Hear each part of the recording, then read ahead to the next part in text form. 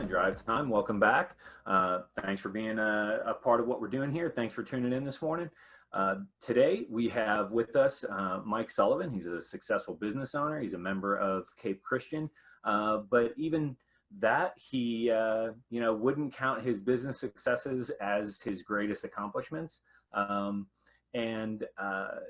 of the cool thing is I had an opportunity to talk with Mike recently about really a time in his life where he realized he was on the sidelines with his faith, and through an inspirational message, I guess you could say, at church, realized he was on the sidelines, and what helped him cross that line and get into the game and be fully in with God. So Mike, thanks for being here with us today. And hey, as great as it was to have the conversation, I'm really actually more excited for you to explain it for the guys who are watching today. Well, good morning, everybody. I appreciate that, Dave. You know, this is kind of an interesting thing for me to do because this is something that I'm just simply not good at trying to explain this. If we were talking about sports or we were talking about business, those are things that are very natural to me. But this progression with my relationship with Jesus was really one that I had to experience in ways that I was unfamiliar. To give people a kind of understanding of why this happened to me and what I wanted was, you know, I grew up in Boston. I grew up in an Irish Catholic family, and the church was a very big part of my life. I went to CYO, I was engaged in church, and essentially what happened to me was, if I'm being perfectly transparent, I believed in the rules and the golden rules that the church presented me, but I never really bought into the concept of Jesus. To me, that the story was more of having a really inspiring leader, or making no different. I had no difference between him and, say, Isaac Newton. But what I really appreciated was these were rules that I believed in and I could live with. And I find it very interesting that that's how I went about it. And I don't know if I did that out of convenience, if I did that out of posterity, if I did that because that's what my friends were doing or what my family was doing, but it was still a very healthy way to live life. What I find that was very interesting when I look back on it now, I had several discussions with my grandparents, specifically my grandmother, who was very involved in the church. And she would kind of reprimand me at times, saying, Michael, God doesn't like that. God will be angry with you at that. And I remember even at a very young age pushing back and saying, my God's a loving God. Like, I don't know where that, it was very confusing to me. So as I was reading in my little CCD about the benevolence of Jesus and God, it was contradictory to what I was hearing. So I may have just had a defense mechanism, be like, okay, well, I don't understand it. I'm just going to kind of roll with it. And that's how my life went for a very long time. I went to a Catholic university. I continued to do whatever I could for my fellow man, and I tried to follow that golden rule, but I didn't understand it. And I still tried to be perfect. I didn't understand, that I was perfectly okay to make mistakes. So what happened to me is that I showed up at Cape Christian. My wife came up with the idea to go to Cape Christian one day, as I had kind of become a little absent from the church and I wasn't praying the way I was. I was still trying to be the person and trying to follow these rules. But I walked into Cape Christian one day and I heard words that I had never heard my entire life. Those words were from Pastor Jeff back in the day when he said, if you are here and your child is playing in a baseball game right now, you're not understanding the point. If you have sinned, I want to be your pastor. If you have had these things, it was the most overwhelming, welcoming message that I had ever heard in my life. And it was just so free of judgment that it compelled me to come back. And I came back again and I learned more things. And really for the first time in my life, I actually took it upon myself to read the words myself and try to truly discover what it was saying, because what I had learned at 10 years old had gone dormant for almost 40 years. So now when I was looking at it and seeing myself, I really was discovering, wow, this truly is all about love and imperfections. Understanding that free will presents me with challenges every day, that I never understood how free will could put me in a position that I could make mistakes, that my own personal interest could trump what I was trying to do. So I continued to go on. At the recommendation of Pastor Dennis, or it might have been Corey, they said, you know what would really interest you, Mike, because I'm a math guy, was the book on making the case for Christ. And essentially what that book did is I read it along with my wife. It took the concept of trying to prove Jesus was God. Basically, the premise is to prove that he wasn't. And chapter by chapter, it became more enlightening to me that I was running out of hypotheses to prove that he was, in fact, that he was God, that I couldn't prove that he wasn't any longer. And I found it really intriguing as I started to soften up and realize that I don't know everything. And kind of miraculously, one day I was in church and Pastor Corey is talking. You've all heard this message a bunch of times. And the message was about the time when Jesus was missing for 3 days. And Joseph and Mary are looking for him and they find him in the temple. And they ask him, where have you been? And he says, I'm in my Father's house. Where did you think I would be? And Corey posed the question to all of us, has anyone ever really considered why a 10-year-old had the ability to really understand the Word of God better than many of the clerics and high priests of the day? And he paused because no one really answered him. And he said in typical Corey fashion, it's because he wrote it, yo. And it hit me like a thunderbolt. I looked at my wife and I said, my God, it was God. It's no wonder why he understands it. No one could understand these words better than the person that put it on paper himself. So instantly, I said to myself, I really need to discover more. And I walked right up to Pastor Dennis and I said, I'd like to go to Israel with you. I signed up immediately. And fortunately, I took that trip. And that's where my journey began. And what happened to me along those ways is that when I guess to share with you some of the most pivotal things that happened to me that hopefully you can work towards, yourself if you're one of those people that was just like me. I immediately discovered as I was over there when I was seeing the places that Jesus walked and the torture that he went through, and I was sitting on a bench and Linda Gingrich walks up to me when we were literally sitting in the place where Jesus was being tortured and nailed to the cross. And she hands me a cross and she's handing them to everybody and looks right in my eye and says, Michael, Jesus died for you. Now, everyone around me is crying when she says this. And for me, it hit me. I had never really even engaged in the thought that another human being actually gave their life for me. But not only did I not become compelled with sadness, I knew instantly that Jesus was just excited that I finally understood this.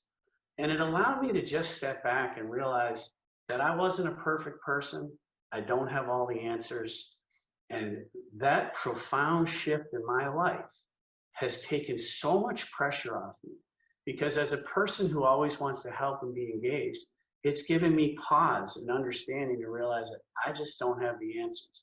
And the biggest gift that has come to me from this entire thing is that I can forgive myself and other people, because that's how it's set up, according to how I see it. Free will allows us to do things that we really probably don't want to do, but it's just kind of the nature of the game. And I just had an instance yesterday where my compassion led me to a very difficult decision. But again, I felt a lot of peace because it came from a very good place of contemplation and relying on many of the teachings that I had at Cape Christian. It's kind of it, Dave. It's been a journey for me that, if I didn't say anything you like, but I'm a layman. I don't have this vast experience that a lot of you have. You know far more about the stories and the verses in the Bible. I'm learning them. I find every day the journey to be more intriguing, but I'm just so grateful that I gave myself the time to just walk through it. I wasn't expecting any thunderbolt, to be perfectly honest. My wife is on a different journey, on a different timeline, and that's perfectly okay too. But she has a willingness to just learn, and I have a willingness to continue to learn, and that's all I can really say to anybody. We're around people in that church that you look at them and you're like, oh my God, I want what they have. It's true. That's what I want. I just kind of work towards it, knowing that it's probably going to come one piece at a time. Well, that's It's an awesome story, and I love the way you connect the dots with it. Honestly, where my thought went when you talked about that thunderbolt moment really is you said that, you know, teachings that had laid dormant for almost 40 years in you, you were able to start, you know, kind of rebuilding on that foundation. And my mind went straight to the verse that says, train up a child in the way he should go. When he's old, he won't depart from it. And, you know, I mean, I've got teenage boys and a 10-year-old daughter. And, you know, there's seasons where it's like, I just think like, oh man, you know, they're not supposed to depart from it. But it really does say, you know, when they're old, they won't depart from it. It doesn't say, hey, they're in the middle of the, you know, they're going to figure out their own way. So it's cool to hear your story of you were raised in it, you were given that foundation, and yeah, you went your own way. You still tried to understand, you still tried to follow those, like you said, the golden rules of the church and be a decent person. And I think as guys, most of us just want to be, you know, good guys, good dudes. You know, that's how we would want to be described. But as you grew, you didn't depart from the way you were brought up. I mean, you probably have a greater understanding of the grace side of it, outside of, you know, as what I grew up Catholic myself. So I understand the rules and some of the undertones of the messages you would hear. But it's really interesting because I think a lot of us as guys, we find ourselves there on the sidelines, and we see the men and women around us that on the outside, at the very least, they're in the game. They're serving, they're giving, they're just using their gifts to the glory of God. And a lot of us find that almost condemning, because it's hard to think like, well, I don't have that. I'm not that guy. I'm just going to stand over here and watch. So let me ask you this, because this is drive time. And you know, you just told this amazing story of your progressive transformation in Christ. I like to kind of land the plane each week with, what's the step we take? You know, how do we get 1% better as a man? And in this case, how do we get 1% better as a Christian man, as a man of God? So if you could give that step to the guys who are watching today, what is that step to the guy on the sidelines that they need to take this week that really will bring them closer to being in the game? It's kind of a two-part answer. The very first thing that happens to me every morning is that I really make an attempt to humble myself by realizing all the mistakes that I have made, and that I'm just a human being. And it allows me to really start my day in a little bit of a compassionate stance, that heck, I'm no better than anybody else.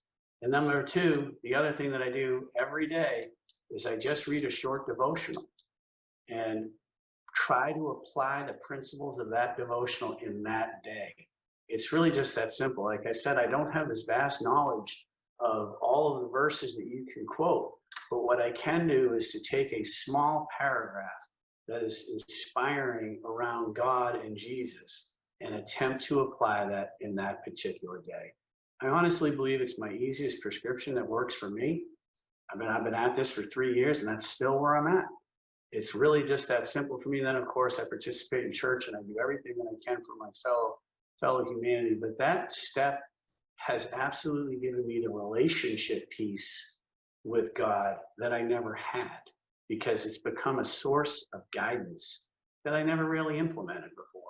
So I would take the moment in the morning to come up with a strategy where you give yourself an opportunity to potentially recognize some of your weaknesses to put you in a good place, and then take advantage of some direction of a short message and attempt to apply it. That's good. If I can ask, what's the devotional you use? I do a few of them, but Jesus is Calling is a good one. I also believe in just There's from Melody Beatty. I've really learned a lot about shame and how it comes up and how to deal with it.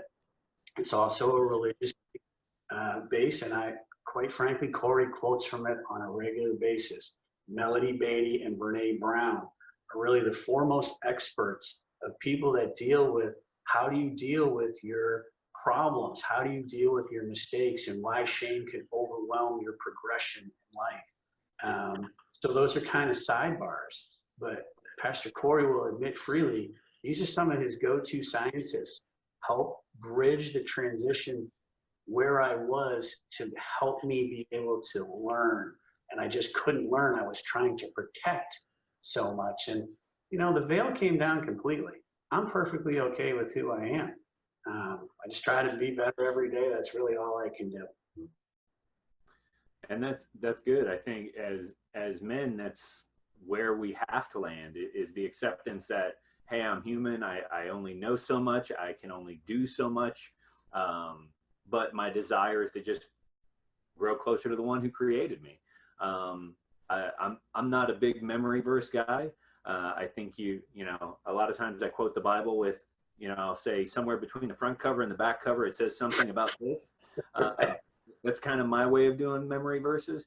And I'm not ashamed of that, because I would rather know the heart of God than the punctuation of God, because he hasn't put a final period on me. He hasn't, you know, I haven't had my final curtain call. So there's always opportunity to grow a little closer, grow a little deeper. And Jesus' calling is a great resource, guys. They make it for young kids, for teenagers, and adults, which means for you fathers out there, you can get the adult one, and you can have your kids reading along with you. Different words, same topic, so it gives you some dinner time conversation. But Mike, I just want to say thank you for being willing to share your story, and to talk about your transition from sidelines to playing field. I think it's important for guys to realize they're not alone in that struggle to get on the field and get in the game with God. I appreciate that. You know, I've enjoyed all the messages. Cape Christian is home to all of us. And I hope everybody has a great day, great weekend, and God bless. Mike, thank you again. Guys, we will see you next week. Thanks, Dave.